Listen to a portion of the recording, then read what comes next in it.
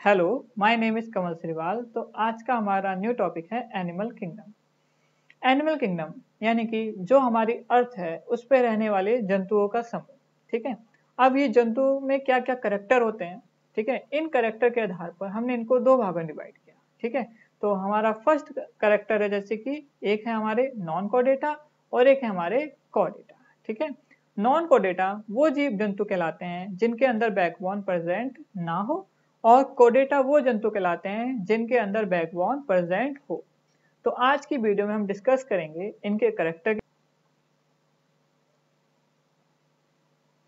जैसे कि नाम से ही पता चल रहा है नॉन कोडेटा, ठीक है, यानी कि एनिमल विदाउट अ नोटोकॉड, यानी कि वो एनिमल जिनमें क्या प्रेजेंट ना हो, नोटोकॉड। अब ये नोटोकॉड क्या होती है, जैसे कि आपका बैकबोन, ठीक है, बैकबोन, ठीक है, जिनमें बैकबोन प्रेजेंट ना हो। ठीक है, यानी कि आपकी मेरु रज्जु यानी कि रीढ़ की हड्डी जिसमें प्रेजेंट ना हो, ऐसे एनिमल क्या कहलाते हैं, आपके नोटोकॉड। अब थोड़ा सा आप सोचिए कि ऐसे कौन से एनिमल होंगे जिनमें बैकबोन प्रेजेंट ना हो। जैसे कि आपके आसपास ही जैसे कि आपके इंसेक्ट हो सकते हैं, ठीक है, जैसे कि माइक्रोस्कोपिक एनिमल हो गए, यानी कि स्मॉलर से स्मॉलर ऑर्गेनिज्म। ठीक है, यानी कि वो ऑर्गेनिज्म का मीन्स होता है जो चीज जिंदा है, जो जो चीज लिविंग है। ठीक है, उसको हम बायोलॉजिकल भाषा में ऑर्गेनिज्म बोलते हैं। ठीक है, यानी कि जो भी जीवित चीज बहुत ज्यादा स्मॉल है। ठीक है, यानी कि अपने स्मॉलर करेक्टर में, जैसे कि सबसे स्मॉल होते हैं आपके माइक्रो ऑर्गेनिज्म, तो वो भी नॉन कोऑर्डिनेट्स होंगे। और जैसे कि आपका स्पाइडर हो गया या स्कॉर्पियन हो गया या आपका इंसेक्ट वगैरह हो गया, ये सारे के सारे एनिमल किस क्लास में आएंगे, आपके नॉन कोऑर्डिनेट्स में। क्लियर।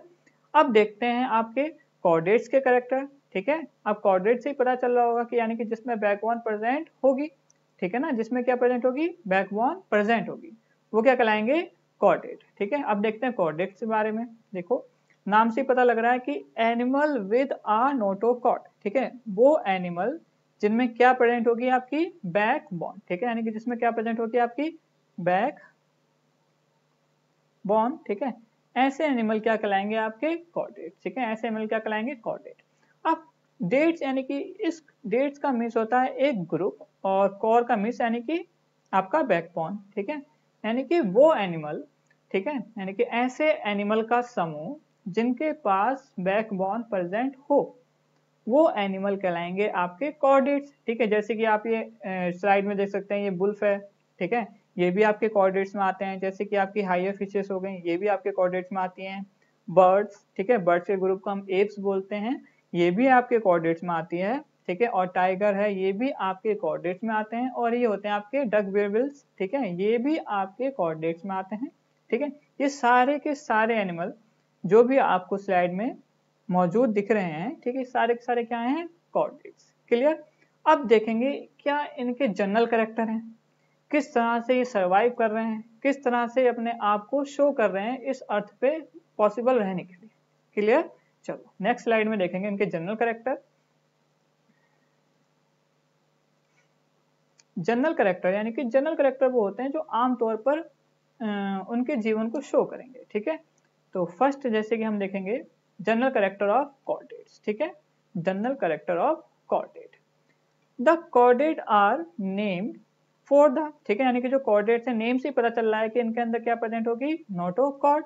ठीक है, और जो क्या होगी, फ्लेक्सिबल। फ्लेक्सिबल यानी कि हल्का सा उसमें लचीलापन प्रेजेंट हो, और रोड शेप है।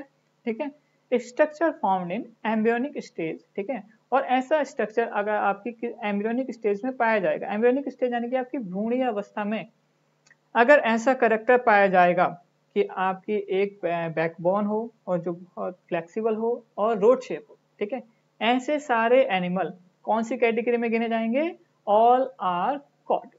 क्लियर, यानी कि सभी के सभी किस में आ जाएंगे, आपके कॉर्डेट्स में। ठीक है, इसमें कोई आपको कंफ्यूजन नहीं होनी चाहिए, यानी कि वो एनिमल जो शो कर रहे हैं नोटोकॉर्ड को, ठीक है, चाहे वो एम्ब्रियोनिक स्टेज ही क्यों ना हो, वो सारे के साथ क्या कहलाएंगे, आपके कॉर्डेट्स। ठीक है, अब क्या आता है, द करेक्टर यानी कि जो करेक्टर नेसेसरी हैं, नेसेसरी यानी कि बहुत ज्यादा आवश्यक हैं।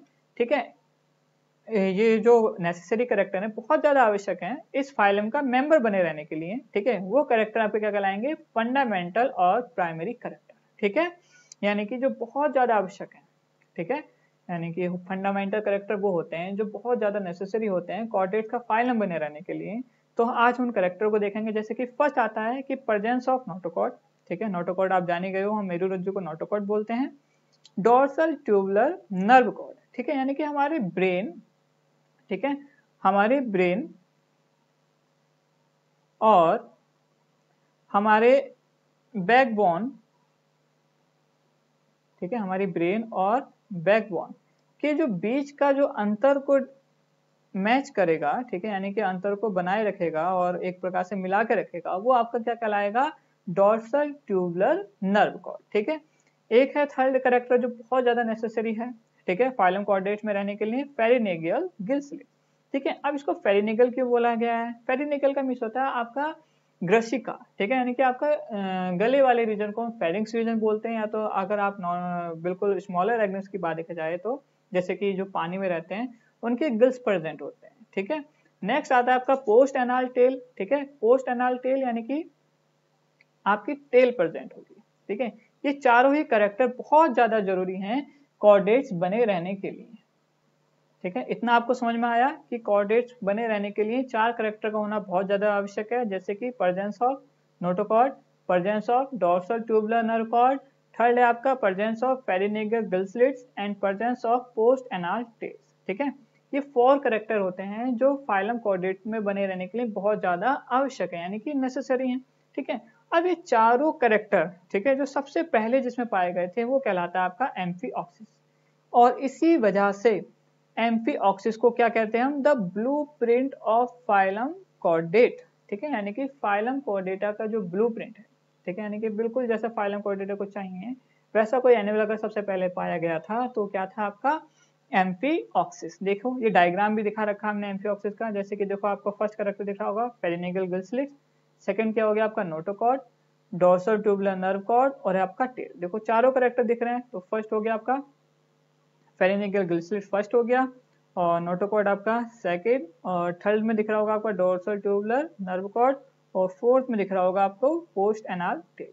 ठीक है, ये चारों ही कैरेक्टर सबसे पहले अगर किसी में देखे गए थे तो क्या था हमका एम्फीऑक्सिस। ठीक है, इसी वजह से एम्फीऑक्सिस को हम, ठीक है, क्या कहते हैं, ब्लूप्रिंट ऑफ फाइलम कोऑर्डिनेटा। ठीक है, ये तो थे जनरल कैरेक्टर आपके कोऑर्डिनेट्स के। अब हम देखेंगे जनरल कैरेक्टर ऑफ नॉन कोऑर्डिनेटा। ठीक है, जनरल कैरेक्टर ऑफ नॉन कोऑर्डिनेटा। अब देखते हैं नॉन कोऑर्डिनेटा के बारे में। देखो, अ नोटोकॉर्ड इज नॉट प्रेजेंट। ठीक है, यानी कि नोटोकॉर्ड लाइफ की किसी भी अवस्था में प्रेजेंट ना हो। देखो लाइफ की किसी अवस्था में प्रेजेंट होने का मीन्स क्या है कि देखो एम्ब्रियोनिक स्टेज में भी हो सकती है ना। कुछ एनिमल ऐसे होते हैं कि एम्ब्रियोनिक स्टेज में तो होती है, ठीक है, नोटोकॉर्ड, लेकिन वो जैसे ही आपके अडल्ट में कन्वर्ट होंगे लार्वा से, तो होता क्या है कि एक्चुअल में कि वो नोटोकॉर्ड डिसअपीयर हो जाती है। तो ऐसे एनिमल कोऑर्डिनेट्स तो कहलाते हैं बट वर्टिब्रेट्स नहीं कहलाते। ओके, यानी कि ऐसे एनिमल आपके कोऑर्डिनेट्स तो कहलाएंगे लेकिन वर्टिब्रेट्स नहीं कहलाते। ठीक है, और वो एनिमल जिनमें शुरू से लेकर लास्ट तक, यानी कि जब तक वो डेड ना हो जाए, ठीक है, तो ऐसे एनिमल आपके वर्टिब्रेट्स कहलाते हैं। ठीक है, देखते हैं इनके बारे में। दे आर सिलेंड्रिकल, ठीक है, यानी कि बेलनाकार होते हैं। ठीक है, यानी कि देखो आपको ये कैरेक्टर दिख रहे होंगे, ठीक है, इस लाइक की बॉडी आपकी क्या कहलाती है, सिलेंड्रिकल बॉडी कहलाती है। ठीक है, आपका टिप्लोब्लास्टिक होंगे। ठीक है, अब टिप्लोब्लास्टिक का मीन्स क्या होता है, दो तरह की आपकी लेयर पाई जाती है, जर्म लेयर। ठीक है, एक क्या होता है आपका डिप्लोब्लास्टिक, एक क्या होता है आपका टिप्लोब्लास्टिक। ठीक है, इन दोनों में ज्यादा डिफरेंस नहीं है। ठीक है, सिर्फ एक आपका मेसोडर्म और आपका मेसोग्लेई का आपका डिफरेंस होता है। अगर आपका डिप्लोब्लास्टिक होंगे, ठीक है, तो एक्टोडर्म और एंडोडर्म तो दोनों में ही कॉमन है। ठीक है, चाहे वो आपका टिप्लोब्लास्टिक हो चाहे वो आपका डिप्लोब्लास्टिक हो, बट डिफरेंस क्या है यहाँ पे, देखो आपको नेम से ही पता चल रहा होगा, देखो अलग दिख रहे हैं। ये आपका मेसोग्लेई प्रेजेंट होता है किसमें, डिप्लोब्लास्टिक में, लेकिन मेसोडर्म प्रेजेंट होता है किसमें, टिप्लोब्लास्टिक में। समझ में आ गया?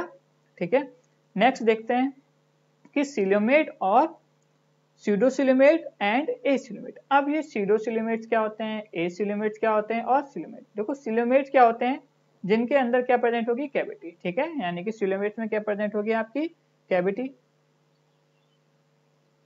ठीक है, इसके अंदर क्या प्रेजेंट होगी आपकी, कैविटी। और स्यूडोसिलोमेट जिसके अंदर कैविटी प्रेजेंट है बट वो ट्रू नहीं है। ठीक है, और एसिलोमेट जिसके अंदर कैविटी प्रेजेंट ना हो। ठीक है, यानी कि जिसमें कैविटी हो ही ना, ऐसे एनिमल आपके एसिलोमेट कहलाते हैं। देखो हमने एग्जाम्पल से भी समझा रखे हैं, एग्जाम्पल देखे, ये देखो ये आपका एसिलोमेट का एग्जाम्पल है। हमने एग्जाम्पल लिया फ्लैट बॉम का, इसको हमने बीच में से काटा, तो हमने इसमें चेक किया कि इसमें कोई भी कैविटी यहाँ पे प्रेजेंट नहीं है। ठीक है, ये जो व्हाइट वाली जो शो हो रही है ये आपकी कैविटी कहलाती है। ठीक है, और यहाँ पे ऐसी कोई सी भी कैविटी प्रेजेंट नहीं है। ठीक है, तो ये क्या कहलाएंगे आपके एसिलोमेट। अगर कैविटी प्रेजेंट होगी, देखो ये व्हाइट वाला रीजन आपका प्रेजेंट क्लियरली शो हो रहा है, ठीक है, तो क्या कहलाएगा आपका सिलियोमेट, ये एनिलिडा में प्रेजेंट होगा। ठीक है, ये एग्जाम में भी क्वेश्चन आते हैं, नीट के एग्जाम में सबसे ज्यादा 1 मार्क्स में ही क्वेश्चन आते हैं कि आपको वहां ऑप्शन दे देंगे एनिलिडा आर, अब उसमें 4 ऑप्शन दे देंगे कि acoelomate, coelomate, none of the above या बोथ ऑफ द अबव, तो आपका आंसर क्या होना चाहिए था, सिलियोमेट। ठीक है, तो यहाँ हम कंफ्यूज हो जाते हैं। ठीक है, कंफ्यूजन तो होगी जब हमें टर्म्स क्लियर नहीं होंगे। ठीक है, तो यहाँ इस वीडियो को आप बहुत अच्छे से देखिए, आपके सारे ही छोटे छोटे जो बेसिक कंडीशन होती हैं एग्जाम में हम जो जो गलती कर देते हैं वो बहुत अच्छे से क्लियर हो जाएंगे। ठीक है, अब आता है आपका सीडोसिलिमेट। अब सीडियो का मीन्स क्या है, सीडियो का मीन्स होता है एक प्रकार से मतलब आपका कैविटी तो शो कर रहा है लेकिन वो ट्रू नहीं है। ठीक है, यानी कि जिस तरह से कैविटी की बनावट होनी चाहिए थी उस तरह की नहीं है।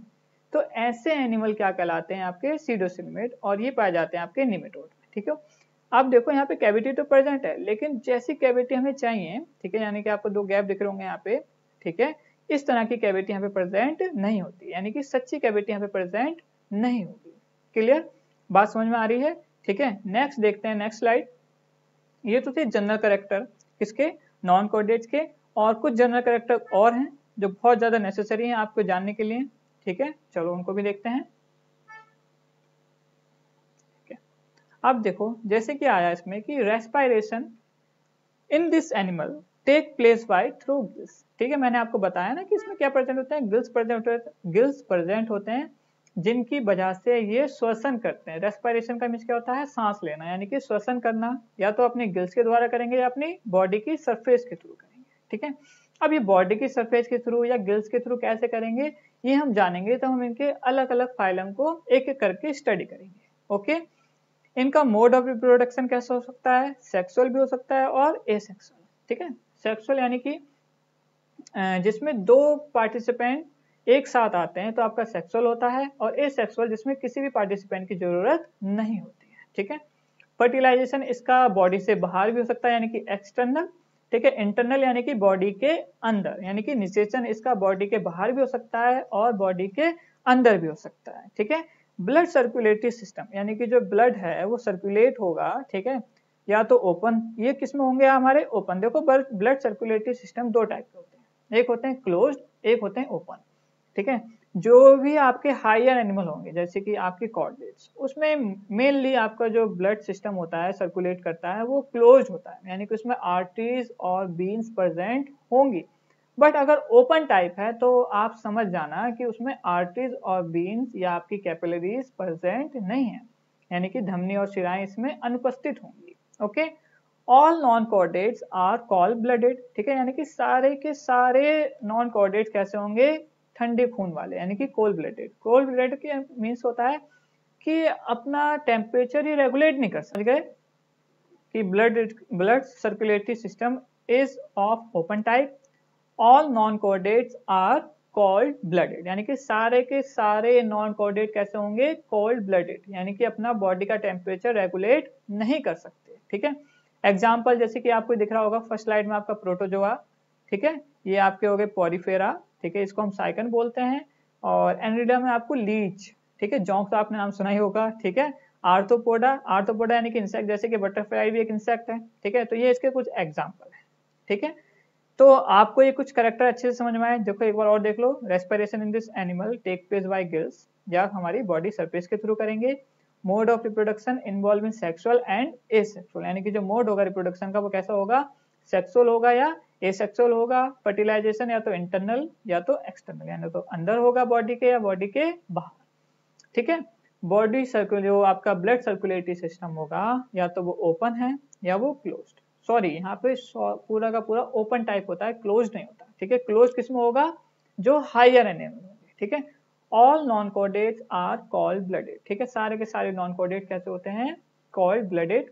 ठीक है, और एग्जांपल मैंने आपको बता दिए हैं कि जैसे कि protozoa, Porifera, Annelida, arthropoda, etc। ठीक है, तो अब हम जब नेक्स्ट स्लाइड जब भी पढ़ेंगे, ठीक है, तो हम स्टार्ट करेंगे इसके फर्स्ट फाइलम प्रोटोजोआ से, और एक एक करके इसके सारे फाइलम पढ़ेंगे और जानेंगे इनका रिप्रोडक्शन कैसे होता है, कैसे वो लोकोमोशन करते हैं, कैसे वो अपना फूड को प्रिजर्व करते हैं या फूड को टेक करते हैं, यानी कि कैसे वो अपने फूड ढूंढते हैं। तो सारे के सारे उसके जितने भी इंपॉर्टेंट चीजें होंगी जो आपके एग्जाम की दृष्टि से बहुत ज्यादा इंपॉर्टेंट हैं और एग्जाम में आएंगी, उन चीजों को हम एक एक करके हर एक फाइलम में पढ़ेंगे। ठीक है, तो आई होप आपको ये वीडियो बहुत पसंद आई होगी। अगर आपको पसंद आई है तो जल्दी से लाइक कर दें, सब्सक्राइब कर दें और अपने दोस्तों के साथ शेयर कर दें। ठीक है, थैंक यू वेरी मच।